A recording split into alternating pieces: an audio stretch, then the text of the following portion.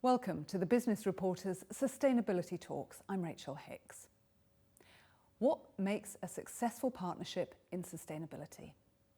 To discuss this, we're joined today by Leo Horn-Paternotai from the World Resources Institute, James Cole from the Cambridge Institute of Sustainability Leadership, and Corley Pretorius from the United Nations Environment Programme World Conservation Monitoring Centre.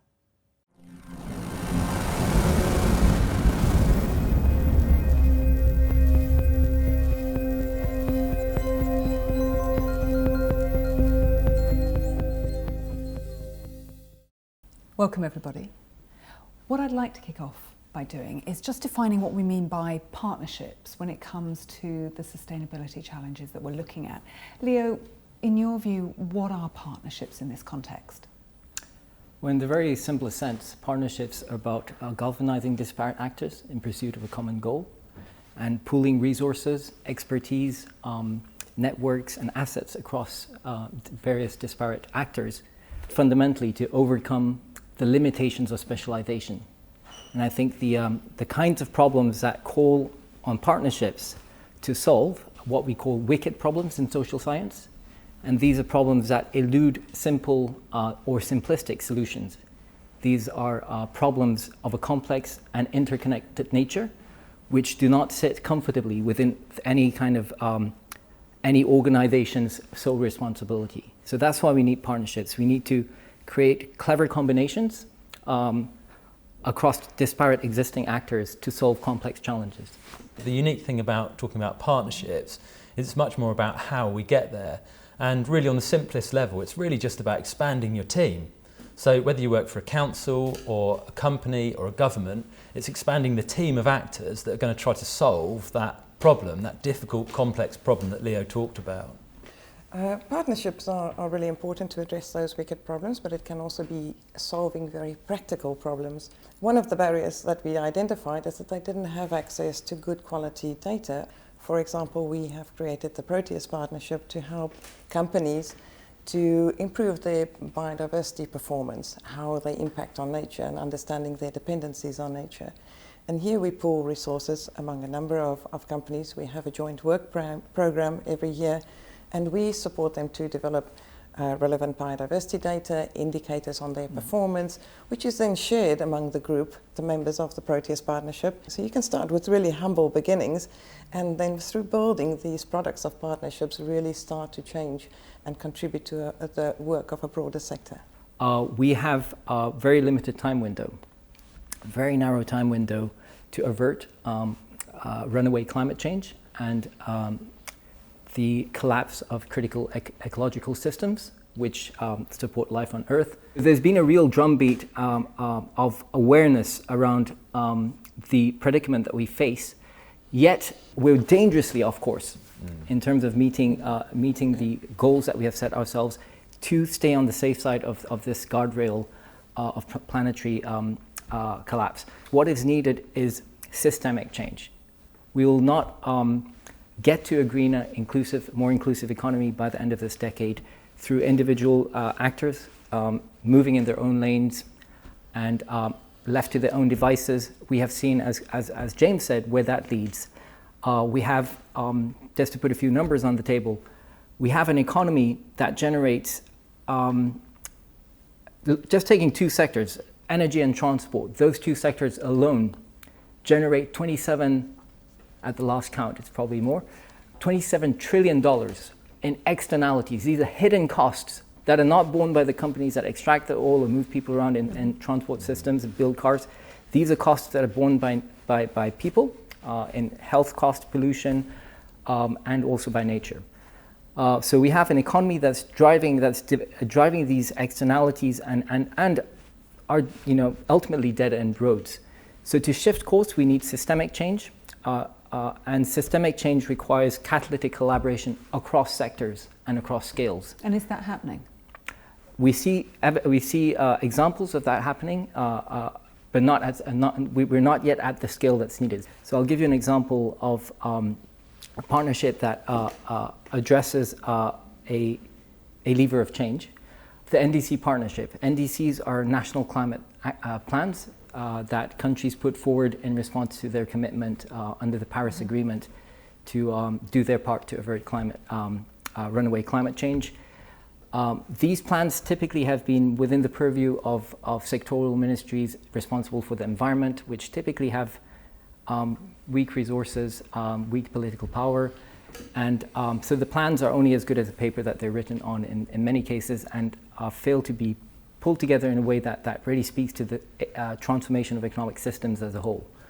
And so the NDC partnership was established to assist countries in developing national climate plans that really speak to this imperative of economic system transformation, and to equip national authorities around the world to develop NDCs that meet the ambition of averting climate change. And this was the critical system lever that we're addressing here is national action and national policy and national economic frameworks. But to some degree that's already happening, isn't it? Is there not already national action and partnerships that are responding to that? Yes, that is happening to some extent. I think the critical considerations here is around scale and pace of change, because I fully support your characterization around the systemic change, the urgency to act.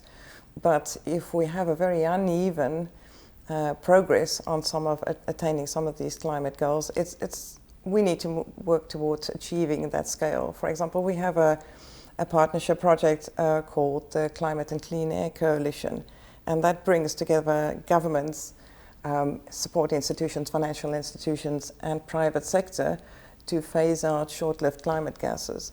And this is really to accelerate the change. So you need to create the scale, and importantly, because of the way that our global economy is working, you need to create it in multiple jurisdictions. For multinational companies, or many companies are seeking out regulatory environments. So for this change to happen at a pace that is required for the challenge that we're facing, we really need many different jurisdictions to pick up on this regulatory frameworks, on providing incentives, but also supporting the private sector to make these changes. Yeah. So who needs to be involved in these partnerships, James? We have to ask ourselves, what is the economy for? You know, are people here to work for the economy, or is the economy here to deliver things for us? You know, whether it's our well-being and healthy airs and seas, you know, good jobs, all the things that we would consider to provide a good quality of life. Leadership which is intentionally taking us towards a better future and is clear-sighted about what that end result is, and provides kind of excitement and innovation to get there. And as I said earlier, it's very difficult for an individual company to do that, so we now need more forms of collective leadership, and that means collective leadership across companies and governments and civil society, so that we get solutions that are fit for everyone. So we have the UN at the moment with their Sustainable Development Goals, and number 17 is partnerships. But it's been described as quirky, as a hope. To what extent is it going to be able to fulfill the role that has been carved out for it? SDG 17 is really an expression of the necessity of partnerships. Private sector moves enormous amount of money around into economies. People are required, civil society has a voice. So that's the multi-stakeholder concept. Coming back to Leo's point, the sustainability agenda is a course correction agenda. It recognizes that it's not something that can be achieved by governments alone. So that, I think, is the code language under SDG 17. But then it gets broken down into to fit with the rest of the agenda in terms of what are the measurements, how do we bring it together, policy coherence as an enabling, so that the government policies, whether it's coming from environment ministries, can also support agriculture, can also support industry and trade. That kind of enabling environment is really what SDG 17 is trying to create. So partnerships are difficult. And you've touched on that. Can you give us an example of a partnership that was difficult to forge and perhaps has or hasn't been successful for whatever reason? So I think that there are definitely some things to focus on, and one of the really important things is to think about who you involve at the start. At the Cambridge Institute for Sustainability Leadership, we have a model of leadership groups of companies, And the aim of those is not to include all of the companies in a sector or all of the companies interested on an issue, but to really include companies that have got a very high level of ambition, very high willingness to cooperate to drive change, but also who have skin in the game, not for whom it's going to be easy to change. I agree with what Jane says about the difficulty of partnerships, of building partnerships, and the need to identify the kind of lowest, the common denominator and the common vision. But I would like to speak also to some of the systemic reasons why partnerships, the kind of partnerships that we need, are so difficult to design and run. And it's because we are trapped within systems and institutions that perpetuate these. There's a tremendous resilience and sustainability of our existing system, only for the benefit of very few people and at the expense or on the backs of the majority of the people on the planet and nature. So to get to that escape velocity, really to shift to a new, and I love what you said, Corley, about the SDG agenda being one of course correction. It's about choosing a different way forward, right? But there are forces of political, financial, psychological inertia that act as a very strong gravitational pull, and that really rewards competition, rewards specialization, and our governance arrangements really are geared towards encouraging competition between specialized agents rather than cross-sectoral collaboration. And that is really, I think, the test of a successful partnership is that it is able to articulate an alternative vision that galvanizes the key actors that are needed to achieve that escape velocity. Yeah. But what physically needs to happen to encourage those partnerships, those involved in those partnerships to succeed? Does it need to be an incentive? Does it need to be a vision? What needs to happen to make partnerships succeed? There is trillions of dollars of business opportunity for businesses that want to that innovate towards that future in which we are taking these goals seriously. The reason this money remains on the table, is not being seized by businesses, is because of these systemic barriers that stand in the way of catalytic collaborations. Give me an example of a systemic barrier. The ones that we all know very well, right? I spoke about the market failure, the fact that the market incentivizes specialization and competition, and which results in externalities that cost about a third of the global economy. 29% of the global economy is a hidden cost of just energy and transport sector. So there's market failure, there's governance failure. Our governance institutions are the short-termism of the political cycle that enforces a myopia, and it makes it very difficult to collaborate across a long time scale. And then there's also what I would call the failure of imagination. I think there's what James was talking about is the need to envision things happening differently. The need to envision, to be able to not just envision for yourselves, but build a vision with your partners of an alternative. And we've been doing some work with companies on how to align a sense of corporate purpose with a fully sustainable purpose, to really think long term, the unintended consequences of short term thinking, whether it's environmental damage or pollution and other social issues those companies might be driving.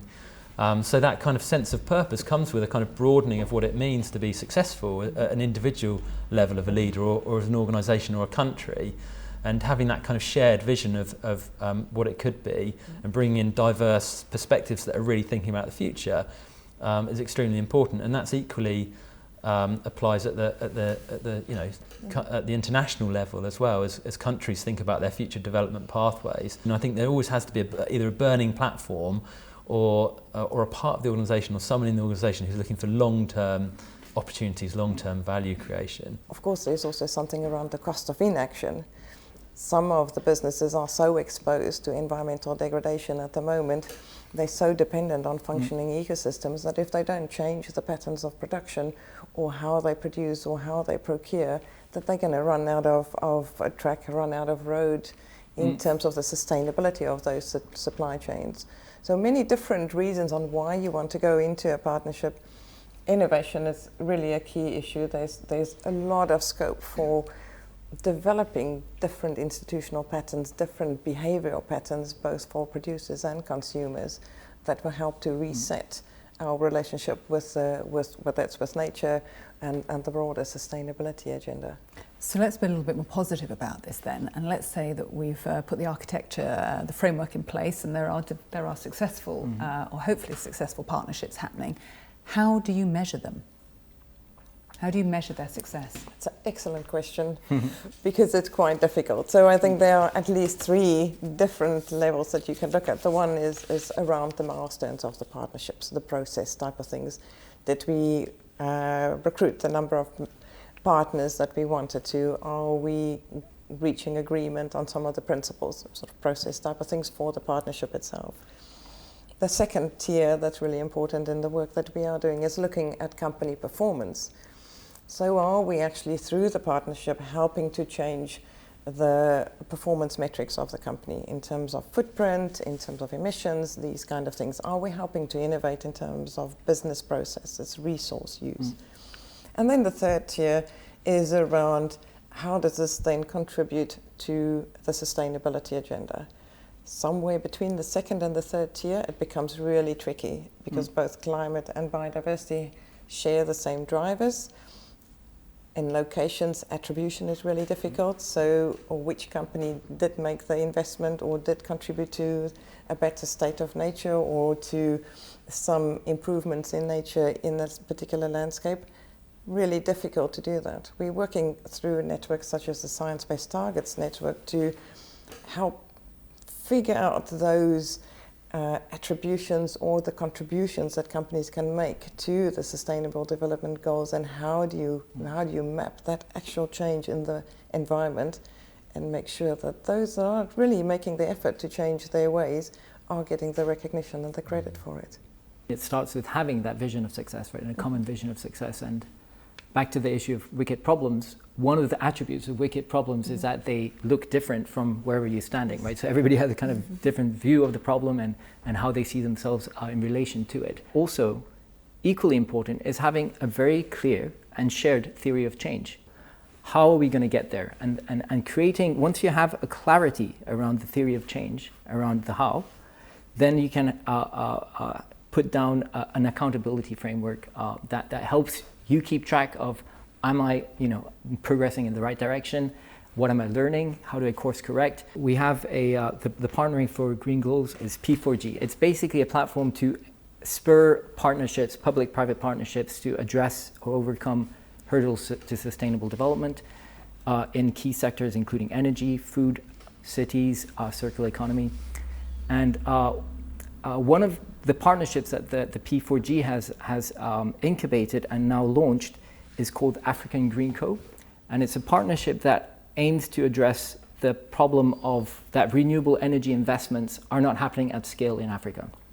Despite the fact that in most African countries, your additional kilowatt hour of energy is going to be cheaper coming from a renewable energy source than from fossil fuels.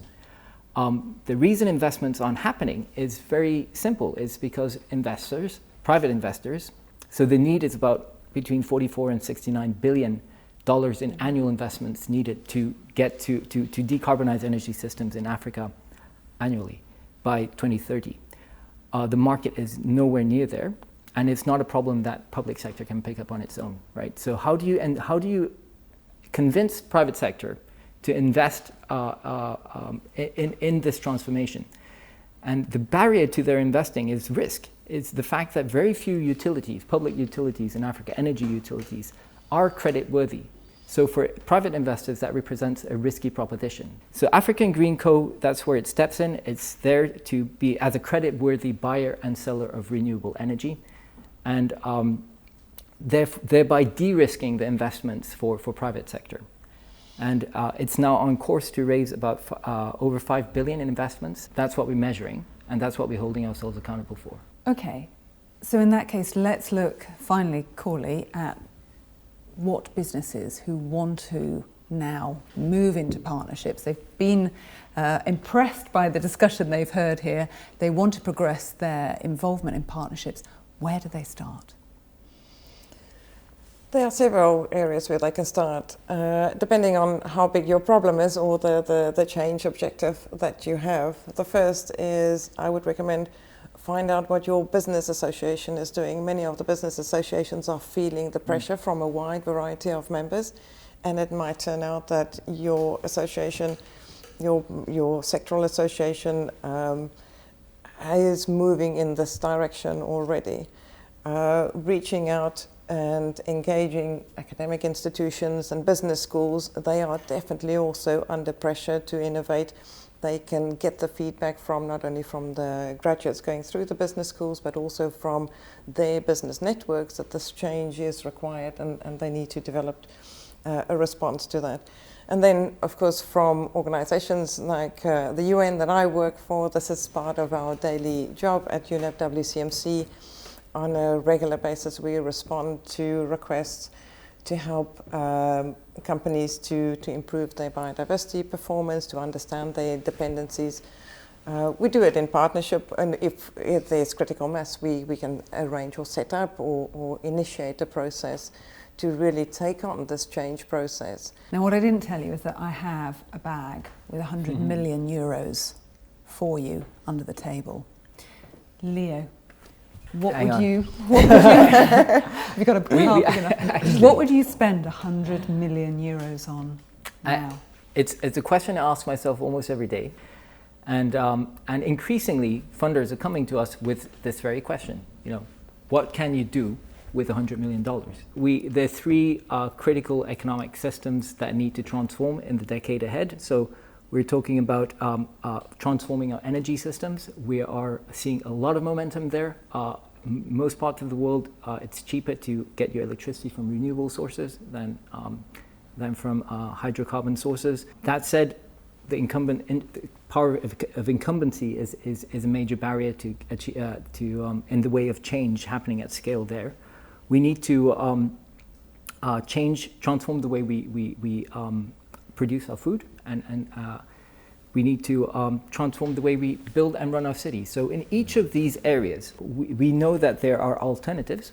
So we can farm the land in a way that meets the need to feed 2 billion more mouths by the mid-century, and does not compromise the integrity of ecological systems, but is actually much more gentle to nature.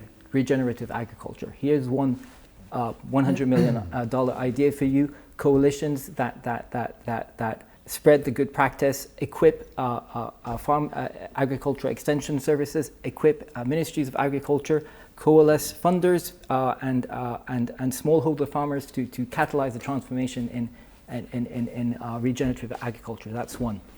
Well, I can go. Shall I go on? I think let's stick with the farming Okay, and the agriculture. That's great. I would have loved to pitch an idea on cities or mobility, but James, maybe for the future, for your next 100 million. For the next 100 million, yes. I'll get a loan. Your 100 million euros, where are you spending it? Well, I'm firstly assuming you don't want the 100 million euros back. No, but I'd like interest. Well, it depends what kind of interest you're looking for, because I think, when we look around at the kind of innovations that we need to tackle sustainability challenges, there's a lot of focus on technical innovations, and there's a lot of money really looking to fund that kind of thing already. So I think what I would do with the 100 million euros would be to run some pilots at different scales that really showed a proof of concept of some solutions that then others could pile into, invest for commercial returns that communities could pick up. And really find kind of difficult problems, maybe at a city level, at a local community level. Like what? At different landscape levels. Give me an example. I would probably cheat and run a competition, dividing up your 100 million into 10 pots of 10 million, and really allow some of those solutions to come forward. And I would be very comfortable to see lots of those things fail if it meant that 2 or 3 really unanticipated solutions came forward. Thank you. Corley, what would you spend your money on? If you spend the money, yes, I will recommend that you invest in restoration. You can particularly look at rehabilitating dried fenlands or peatlands, because these will have a market value in terms of being carbon sinks, and can help with those types of investments. So restoring nature is a great investment, great economic and social benefits, restoring coastal ecosystems that you can generate from that if you spend it. If I spend it, then I will bring together data providers, tech companies, and satellite operators, state and non-state satellite operators, and I will provide you with a guaranteed supply of Earth observation, monitoring of land use change, marine resource use, that will give unbridled transparency in terms of what is happening to the environment, access to data for decision makers to understand their footprint and measure their footprint, and transparency of where the money is going. If I may, I would like to flip the question, because one of the big challenges that we didn't touch upon is that the way funding is provided to partnerships has been part of the problem, I think, to why we haven't seen the scale and the catalytic impact of partnerships that we seek in the decade ahead. I think I would urge you, if you had $100 million to give, to think strongly about how to bring into these partnerships, and with how to touch and reach with this $100 million organizations at the grassroots that are